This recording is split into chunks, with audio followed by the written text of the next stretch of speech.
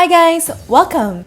In this video, we'll take a look into the entire rune map for High Wizards. In my previous High Wizard guide, I talked about the recommended rune path, which is the Meteor Storm and Fire Pillar path. However, High Wizards have a bunch of other runes, and in this video, we're gonna give them all some love. I'll be covering all the runes from the non-elemental, multi-element, and elemental runes, which will include Ghost, Water, Wind, Fire, and Earth element runes. However, in the essence of time, since we already discussed Meteor Storm runes, I'll be skipping those along with the Fire Pillar and Fire Attack runes. If you missed my Meteor Storm guides, I'll have those linked down below. Alright, without further ado, let's begin with the non-elemental runes. First off, we have Gravitational Field. This is an active skill which will deal constant natural damage to all targets around you. It will also reduce their movement speed and attack speed by 10%. This will only last for 5 seconds and will cost us 1 blue gem per cast. However, as we level up the skill, the damage, debuff, and duration will increase. Here are the Gravitational Field runes. There are 5 runes for this, which will give us Gravitational Field level 7. This will have a 22% movement speed and attack speed reduction, and the duration will now be for 11 seconds. Since this skill has a blue gem cost, this might only find utility in PvP. However, even so, when I tested this at max level, the damage is rather underwhelming. Also take note that you will be immobile while this skill is active. Next, we have Invisible Space. This will allow our next AoE skill to reach farther. However, it has a cooldown of 40 seconds. Here are the Invisible Space runes. There are 3 runes for Invisible Space, and each rune will reduce the cooldown by 10 seconds. Meaning once we activate all 3 runes, we'll now only have 10 seconds cooldown per cast. Remember that this is an active skill. We have to cast it first before our next AoE skill. Let's test out how far this can go. Here are my targets spaced out. Without Invisible Space, my Meteor Storm can only detect the first enemy. However, upon casting Invisible Space, my MS can now reach the farther target, which is approximately twice the distance. This will definitely come in handy in PvP. This will allow us to dish out damage while keeping our distance. One of the Invisible Space runes is also near the path going to the MS rune, so you may easily access it after building your MS runes. Next, we have Spell Crit. This will give auto attacks a 5% chance to deal additional 10% damage. Note that luck increases critical rate. Even though it's termed as Spell Crit, it only affects your normal attacks. Here are the Spell Crit runes. Now there are 10 Spell Crit runes, and each stack will increase the damage. If we have all 10 runes activated, we'll deal additional 100% damage if we land our crits. Let's try it out. Here we have our lovely volunteer. You can see that the blue numbers are our critical hits. These runes are more suited for the auto-attack type High Wizard. And yes, although less popular, wizards can actually be built as an auto-attack type. Alright, next, still related to the auto-attack build, we have the SP auto-attack. This will allow our auto-attacks to gain additional 5% bonus magic attack. There are 5 SP auto-attack runes, which will give additional 25% bonus magic damage. And lastly, for the non-elemental runes, we have the neutral damage runes, which will give additional 1% damage to neutral attacks. There are 3 neutral attack runes, which will give a total of additional 3% damage. For our next set of runes, we have the multi-element runes, which are passive runes which affect multiple elements. First up, we have Element Diffusion. This will allow Firebolt, Cold Bolt, and Lightning Bolt to deal splash damage to 3 targets equal to 5% of the skill's damage. When using Element Diffusion, don't forget to activate the rune in each of the Bolt skills. To supplement Element Diffusion, we have Element Diffusion-Enpower, which will add 2% to the splash damage of Element Diffusion. Here are the Element Diffusion and Element Diffusion-Enpower runes. There are 5 Element Diffusion-Enpower runes, which will give us a total of 10% additional damage. Let's try it out. Here we can see that our single target bolts can now damage the surrounding units as well. Here we have Firebolt, Cold Bolt, and Lightning Bolt. Note, however, that this is only for those near the target. If our stalker moves a bit farther, the splash damage would not take effect. Let's try it out again with our volunteers. Here we can demonstrate that our bolts now have a splash effect to free targets. Next, we have Element Concentration. This is also another rune that may synergize with Element Diffusion as it gives additional damage to the bolts by 10%. In addition, it may prove to be very useful if you use the bolts for farming. This is a damage comparison before activating and after activating the Element Concentration runes. Here are the Element Concentration runes. There are 2 Element Concentration runes which will give us a total of 20% damage. Alright, now let's move on to the Ghost Element runes. Thought High Energy will allow Napalm Vulcan to deal the spell crit effect dealing plus 10% critical damage. Trying it out, we can see that casting Napalm Vulcan gives us a chance at critical hits. Next, we have 3 runes for auto attacks and Soul Strike. Auto Holy Spirit will give auto attacks a 5% chance to trigger the same level of Soul Strike. Then Auto Holy Spirit Efficient will increase Soul Strike cast chance by 2%. There are 2 runes for this, giving us additional 4% total chance. And lastly, we have High Energy Holy Spirit, which will give Soul Strike an 8% chance to deal additional 10% damage. Let's try it out. Alright, the 11k damage you see is from the Soul Strike being triggered. Remember though that you have to have skill points on Soul Strike, as this rune will only trigger the same level of Soul Strike. Moving on to the water element runes, first up we have Ice Tomb. This will modify Frost Diver to freeze the user so they cannot move or be damaged for 3 seconds.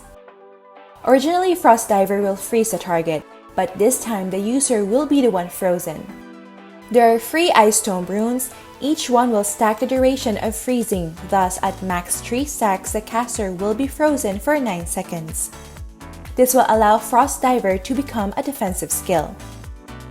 Now in synergy with Ice Tomb, we have Ice Tomb Restore. This will allow the caster to recover 1.5% HP when Ice Tomb is activated. Every rune point will increase healing rate by 1.5%. There are 5 runes for Ice Tomb Restore, thus we can have as much as 7.5% HP restore per second. Thus, if you have been frozen by Ice Tomb by under the max 9 seconds, you'll recover 67.5% HP within that time frame. For me, it was like having my own built-in 4K heal. Although it has its advantages, this should be used strategically, as although you will be immune, you'll also be immobile, giving time for enemies to flock to your location. I think this may be good as a last resort skill when you've already been caught. Hopefully this will give time for backup to arrive. But here's the thing, if you have a mark card equipped which its effect is that it avoids the freezing effect, you will not be frozen nor immune using Ice Tomb.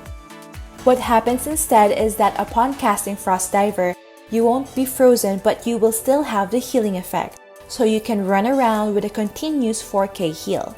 Personally, I had fun trying out the skill and would definitely try it out more in PvP.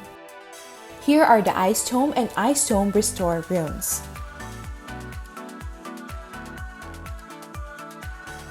Next, moving on to the next water element rune, we have Ice Breaking. When the ice applied by Frost Diver or Frost Nova breaks, the frozen target suffers additional magic damage. To further increase the damage, we have Ice Breaking damage, which will increase the damage dealt of Ice Breaking by 15%. Furthermore, we also have Ice Breaking Spread, which will freeze all enemies within 2 meters when the target breaks the ice. Each 1 rune point will expand the range by 1 meter. Since there is another Ice Breaking Expand rune, the range will be increased to 3 meters. Next, we have Storm Gust-Proficient, which will reduce the cast delay of Storm Gust by 4%. Here are the Storm Gust-Proficient runes. There are 5 runes for this, which can have a total of 20% cast delay reduction. Next, we have 3 runes that enhance Cold Bolt. First, High Energy Cold Bolt will give Cold Bolt an 8% chance to deal additional 10% damage. Second, Cold Bolt-Proficient will reduce the cast delay by 0.1 second. There are 5 runes for this, so we can have a total of 0.5 second cast delay reduction. And third, we have Cold Bolt Quick Cast, which will reduce the fixed cast time by 0.2 seconds. There are 2 runes for this, giving us a total of less 0.4 seconds fixed cast time. Lastly, for the water element runes, we have water damage, which will increase water attack damage. Here are the water damage runes. There are 3 water damage runes, which will increase the damage by 1%, and 2 water damage runes, which will increase the damage by 2%. Alright, next let's tackle the wind element runes. First up, we have Lord of Vermilion-Proficient. This will reduce the cast delay of Lord of Vermilion by 5%. Here are the LOV Proficient runes. There are 5 LOV Proficient runes, giving us a total of 25% cast delay reduction. Next, we have Lightning Rod. This is an active skill which will mark a target and deal wind magic damage every 2 seconds for 16 seconds. The resulting damage will be based on the target's int. The higher the int, the higher the damage. I think this is an underutilized yet interesting rune. It may be good for targets with high mobility as the skill is target locked, unlike an AoE skill which can be avoided. Here are the 2 Lightning Rod runes. Activating both will increase the basic magic damage to 10%. Lastly, for the wind element runes, we have the wind damage, which will increase wind attack by 2%. There are 2 wind damage runes which will give a total of plus 4% increase. Okay, up next we have the fire element runes. As mentioned earlier, we'll be skipping the Meteor Storm, Fire Pillar, and Fire Attack runes as we have already featured this before. This time we'll focus on other fire element runes, starting with Sight Accumulation. This will allow Sight to stack up to 3 layers when casted repeatedly. This will come in handy in PvP as you'll have to recast less often. This will give us vision against hiding assassins.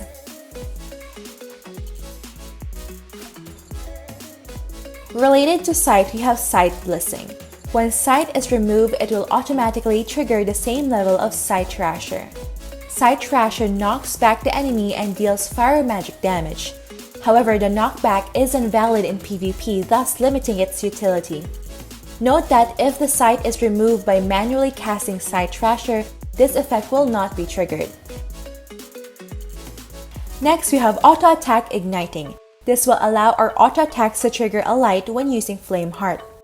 We can see here that our target acquired the orange aura, symbolizing that a light has been activated.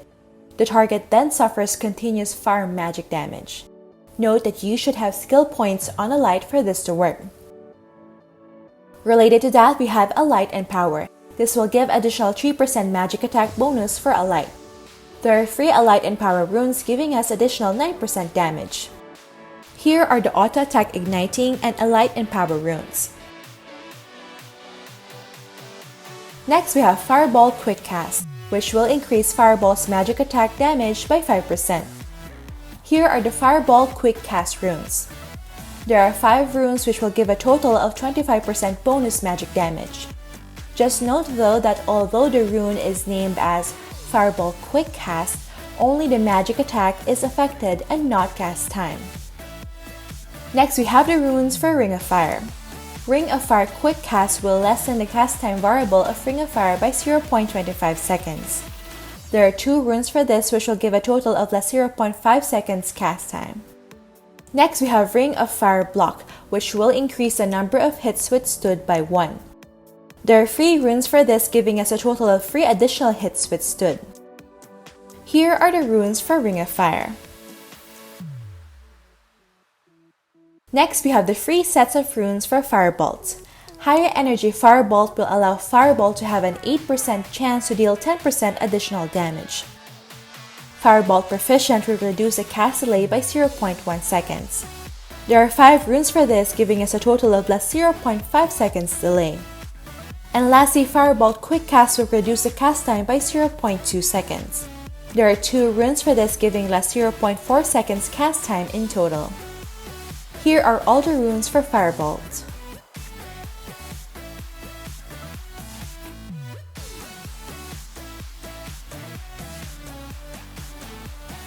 Alright, lastly, we have the Earth Element rune. There is only one Earth Element rune, and that is Heaven's Drive-Proficient. This will reduce the cast delay of Heaven's Drive by 5%. There are 4 Heaven's Drive runes which will give a total of 20% cast delay reduction.